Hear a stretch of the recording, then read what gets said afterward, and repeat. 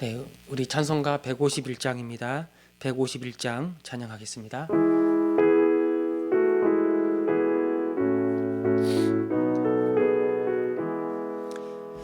만왕의 왕 내 주께서 왜 고초당했나. 이 벌레 같은 날 위해 그 보혈을 흘렸네. 십자가 내가 처음 볼 때에 나의 맘에 큰 고통 사라져. 오늘 믿고서 내 눈 밝았네. 참 내 기쁨 영원하도다. 주 십자가 못 박힘은 속죄함 아닌가. 그 긍휼함과 그 은혜 말할 수 없도다. 십자가 내가 처음 볼 때에 나의 맘에 큰 고통 사라져.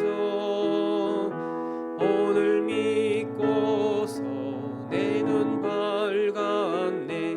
참 내 기쁨 영원하도다.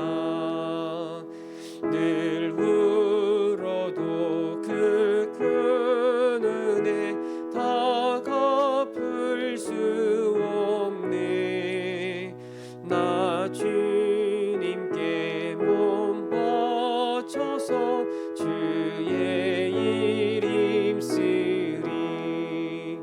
십자가 내가 처음 볼 때에 나의 맘에 큰 고통 사라져. 오늘 믿고서 내 눈 밝았네. 참 내 기쁨 영원하도다. 아멘. 우리 최순덕 집사님 여러분 아시죠?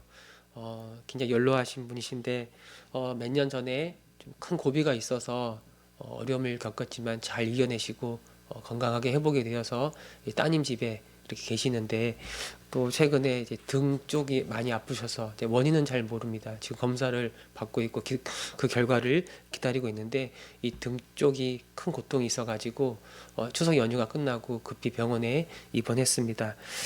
전에도 큰 고비가 있었지만 하나님 의지하며 잘 감당하고 이겨냈는데, 이번에도 하나님 힘 주셔서 잘 이겨나게 하시고, 무엇보다 우리 최순덕 집사님 마음속에 이 주님의 평강과 그 은혜가 넘칠 수 있도록, 그래서 그 마음이 약해지지 않고 담대함으로 나아가게 하시고, 그래서 비록 몸은 많이 약해져 있고 큰 어려움이 있지만 그래도 하늘로부터 오는 평강이 그 마음을 주장할 수 있게 해달라고, 우리 시간에 최순덕 집사님 우리 한번 이를 기억하면서 기도하겠습니다.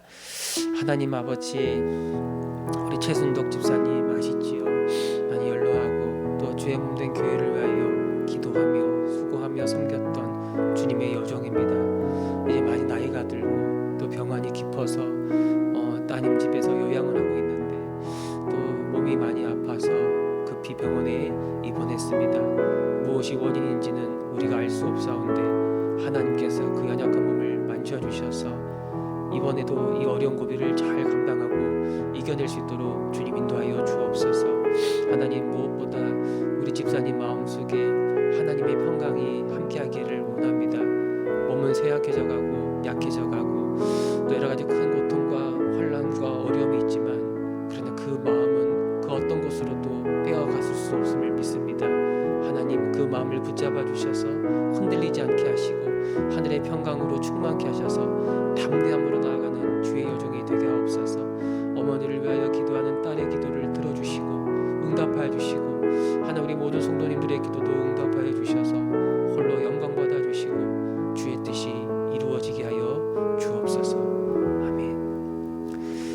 하나님 아버지, 우리 최순덕 집사님 주님 아시지요? 큰 어려움이 있어서 또 큰 고통이 있어서 급히 병원에 입원하여 검사를 받고 결과를 기다리고 있습니다. 하나님의 뜻이 무엇인지 모르지만 그러나 여전히 하나님이 우리 집사님을 사랑하시고 끝까지 보호하실 줄을 우리가 믿사오니 무엇보다 그 마음속에 하나님의 평강이 함께할 수 있도록 주님 인도하여 주옵소서. 그 마음의 중심이 흔들리지 않게 하시고 담대함과 확신을 가지고 이 어려움을 넉넉하게 이겨나갈 수 있는 주의 사랑하는 요정이 되게 하여 주옵소서. 함께 하심을 믿습니다. 감사드리며 우리 주 예수 그리스도의 이름으로 기도합니다. 아멘. 말씀 보겠습니다. 고린도전서 1장. 고린도전서 1장 우리 18절 말씀, 우리 한 절 말씀만 보겠습니다.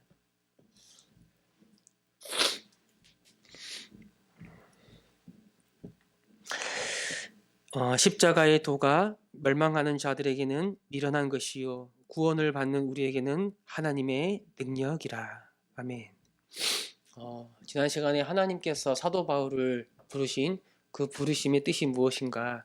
사람들에게 세례를 베풀기 위함이 아니라 그들에게 복음을 전하는 것이 나의 사명이고 하나님의 부르심이다라고 바울은 분명하게 말했습니다. 이 말은 세례가 중요하지 않다라는 말이 아니에요. 우리는 교회 앞에서 우리의 믿음을 공식적으로 고백하고 이 세례를 통해서 교회에 들어가게 됩니다. 교회가 되는 거예요.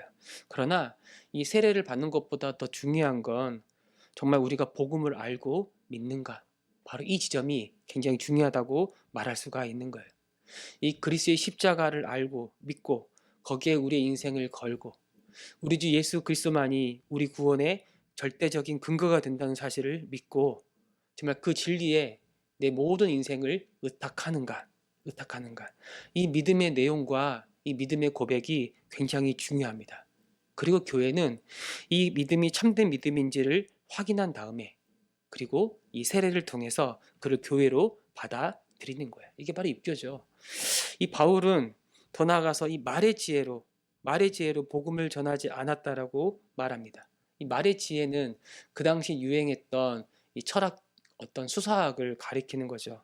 이 화려한 언변으로 사람들의 마음을 감동시키거나 사람들을 즐겁게 해서 사람들을 설득해 나가는 이 말의 기술, 이게 바로 말의 지혜예요.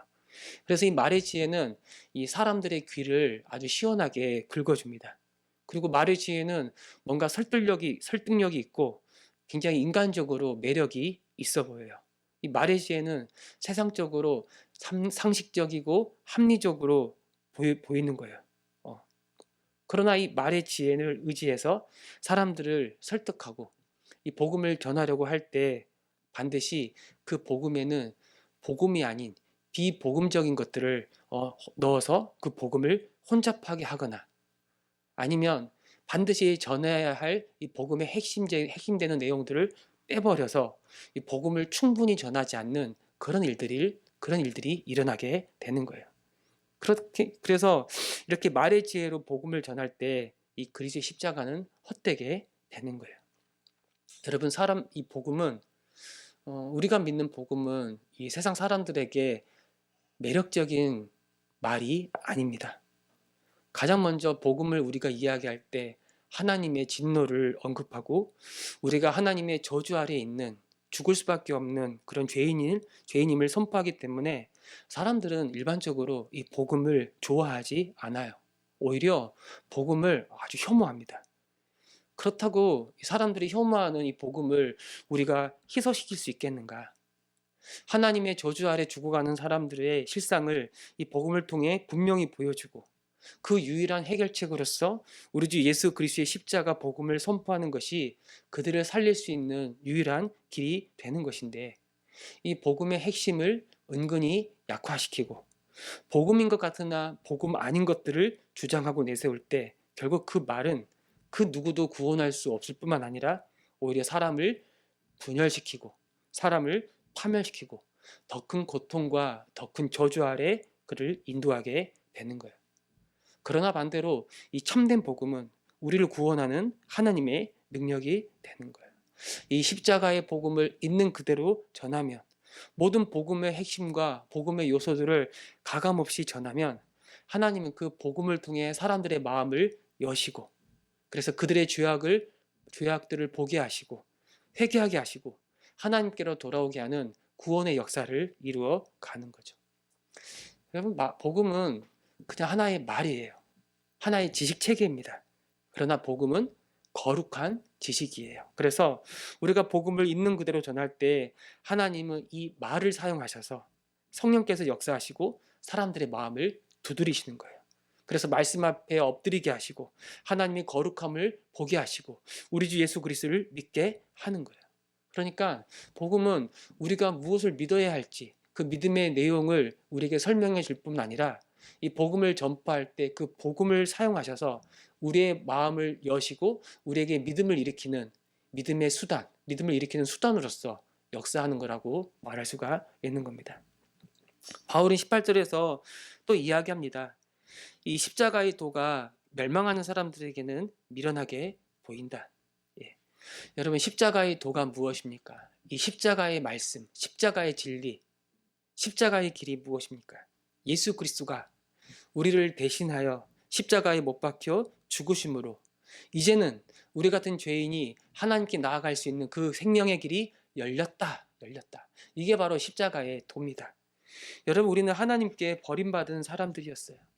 생명의 근원이신 하나님께 분리된 인생들이었어요. 그래서 하나님으로부터 떨어져 나가서 하나님의 저주 아래 놓인 죄인이요, 하나님의 나라에서 쫓겨난 비참한 인생이었어요. 하나님께 나아갈 수도 없고 하나님도 우리에게 찾아올 수가 없어요. 바로 죄 때문에 그런 거예요. 죄 때문에. 그러나 이제 하나님께서 이 독생자를 이 땅에 보내셔서 우리의 모든 죄를 예수님께로 전가시키셨어요. 예수님은 친히 우리를 위한 화목제물이 되어주셔서 우리가 우리가 감당해야 될 우리 모든 죄에 대한 저주와 심판과 그 모든 형벌을 십자가에서 다 처리하셨어요. 그러니까 우리가 죽어야 할 그 자리, 우리가 저주받아야 할 그 자리에 예수님이 우리를 대신하여 죽으시고 그 모든 저주를 받아내셨다는 거예요.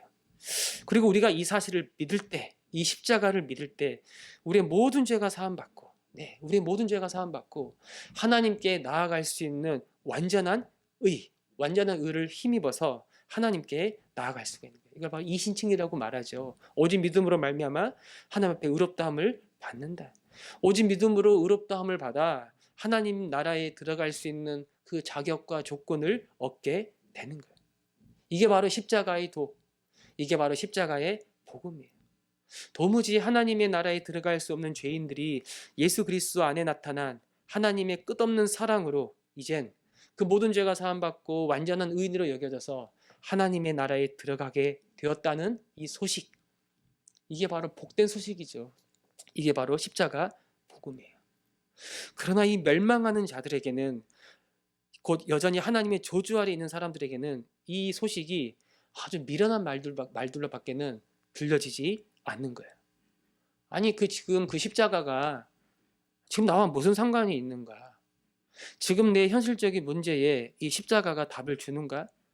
그게 내 먹고 사는 문제에 무슨 도움이 돼?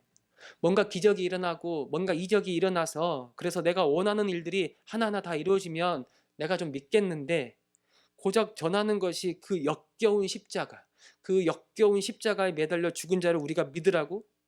그것이 구원을 가져온다고? 이 믿지 않는 사람들에게는 십자가에 매달려 죽은 예수님처럼 어리석고 미련한 사람이 없는 겁니다. 근데 여러분, 이런 십자가에 대한 태도는 그냥 비단 교회 밖에 있는 사람들에게만 있는 게 아니에요. 예수를 믿는다고 말하면서도, 교회를 다닌다고 하면서도 우리들도 이 그리스도의 십자가를 아주 가볍게 여기고 이걸 깊이 묵상하지 않고 예수 안에 열린 하나님의 나라, 그 생명, 하나님의 임재, 이 모든 은혜들을 멸시하고 그저 우리의 어떤 현실적인 문제들에 매몰되어 어떤 육신의 정욕과 안목의 정욕과 이생의 자랑, 자기 사랑과 자기 탐욕에 빠져서 자기 자신을 숭배하며 살아갈 때 우리도 이 사람들처럼 십자가의 도를 미련한 것으로 여기며 살아가고 있는 거죠. 우리 입술로는 예수님을 주님이라고 부르고 찾고 있지만 그 예수는 십자가의 예수가 아니라 내가 원하는 모든 것들을 들어주는 그저 그런 예수일 뿐. 이 십자가의 돌을 붙잡지 않으니 그 안에 구원의 능력과 거룩의 능력과 이 세상을 뛰어넘는 이 초월적인 삶의 능력과 그 열매가 나타날 수가 없는 겁니다. 그러나 이 십자가의 도를 믿을 때, 이 십자가의 복음을 믿는 사람들, 그들에게는 구원 얻게 하는 하나님의 능력이 된다고 말하는 거예요. 여러분, 우리가 이 복음을 제대로 알고 믿을 때, 이 십자가의 도를 붙잡을 때 새로운 삶의 지평이 우리 앞에 펼쳐지게 됩니다. 그게 무엇인가? 바로 하나님의 나라가 우리 앞에 있는 걸 보게 되는 거예요. 왜 복음인가? 왜 이것이 좋은 소식인가? 우리 같은 죄인이 거룩한 하나님의 나라에 들어갈 수 있기 때문에 이건 우리에게 복된 소식이 되는 거예요. 어떻게 이게 가능한가? 우리 주 예수 그리스도께서 십자가에 매달려 죽으셨기 때문에 그 길이 열린 거예요. 그 하늘문이 열린 겁니다. 예수 안에서 우리는 이제 하나님께 나아가고 예수 안에서 우리는 구원을 얻으며 예수 안에서 날마다 하나님과 동행하고 예수 안에서 이제는 하나님을 아버지라고 부르고 이제는 이 모든 것을 가진 자로서 이 세상을 살아가는 거예요. 이 십자가의 도를 압니까? 이 복음의 은혜를 정말 압니까? 그리고 이걸 정말 믿습니까? 여기에 우리 모든 인생을 걸었는가? 그렇다면 우리는 날마다 이 구원의 능력으로 담대하게 살아갈 수가 있는 거죠. 여러분, 구원은 이 말 그대로 건짐을 받아서 살아났다는 거예요. 이 살아났습니다. 이제 새로운 생명이 시작이 되었어요. 그것뿐만 아니라 이제는 새로운 생명이 시작되었으니 새로운 삶을 살아가게 하고 새로운 삶이 완성되도록 끝까지 우리를 보호하시고 돌보시고 우리를 인도해 주시는 것. 바로 그것이 무엇인가? 바로 그것이 구원의 능력인데 이 구원의 능력은 예수 그리스도의 십자가 복음, 십자가의 도로부터 흘러나오는 거라고 우리에게 말씀하고 있는 거죠. 주님, 이 복음을 내가 가볍게 여기지 않기를 원합니다. 이 십자가의 도를 다시 붙잡고 이 십자가의 도가 내 모든 삶을 다스리기를 원합니다. 이 진리의 말씀이, 이 생명의 말씀이, 이 복음의 말씀이 나로부터 떠나지 않도록 항상 내 마음과 내 생각을 지켜주시고 이 십자가가 내 눈앞에 날마다 선명하게 보이게 하셔서 이 십자가의 은혜가 내 인생 가운데 펼쳐지는 구원의 능력을 경험하게 하옵소서. 오늘 이것이 저와 여러분 우리의 기도가 되기를 바랍니다. 아멘.